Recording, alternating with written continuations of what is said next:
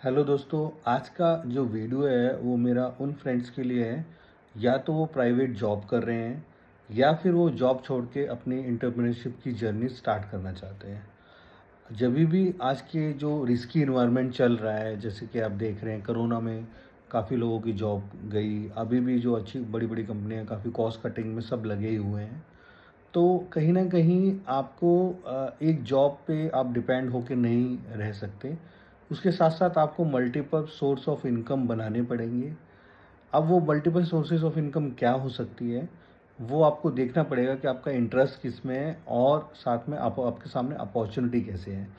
जैसे कि मैं बात अपनी करूँ, तो जब मैं जॉब में था और मैंने जब एंटरप्रेन्योरशिप के लिए चेंज किया, उस बीच में मेरी स्थिति ऐसी थी कि मैं जॉब नहीं छोड़ सकता था, क्योंकि फिक्स एक्सपेंसेस होने लग गए थे। तो उसके लिए मैंने क्या किया था, part time book keeping start की थी।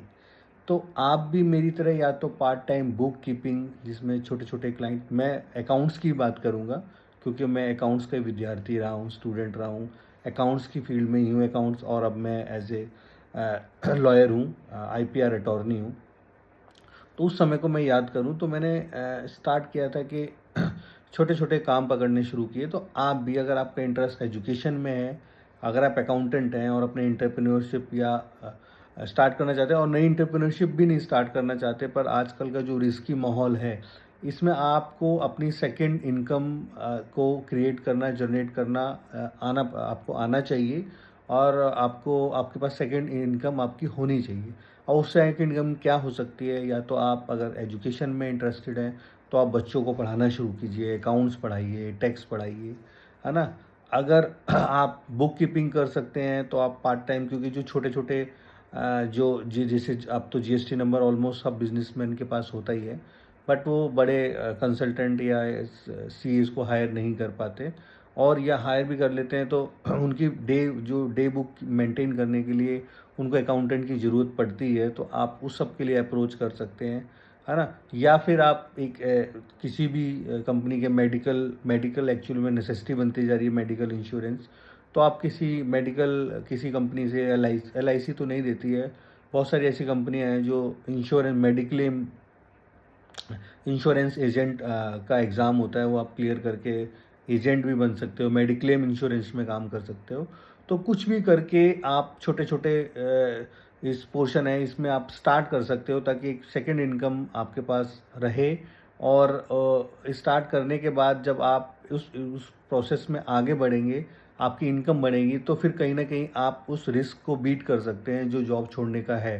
क्योंकि जॉब छोड़ना ही सबसे बड़ा चैलेंज होता है, क्योंकि मैं मानता हूँ initial start is half done, क्योंकि जॉब छोड़ना आसान नहीं है। जो 31 तारीख को आपको एसएमएस आता है, जो उसकी आदत आपको लत पड़ जाती है, वो बहुत गंदी है।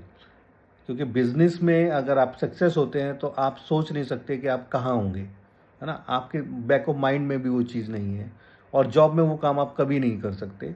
और अगर आप ट्राई गवर्नमेंट जॉब की बात करें, तो हार्डली 1 या 1.5% ही जॉब्स होंगी जो गवर्नमेंट सेक्टर में होंगी, और अब वो तो उससे भी कम होती जा रही हैं। तो कहीं न कहीं हमें प्राइवेट जॉब्स में अगर आप हैं, तो अपनी सेकंड इनकम के लिए स्टेप्स कुछ उठाइए कि आपकी सेकंड इनकम जनरेट हो सके।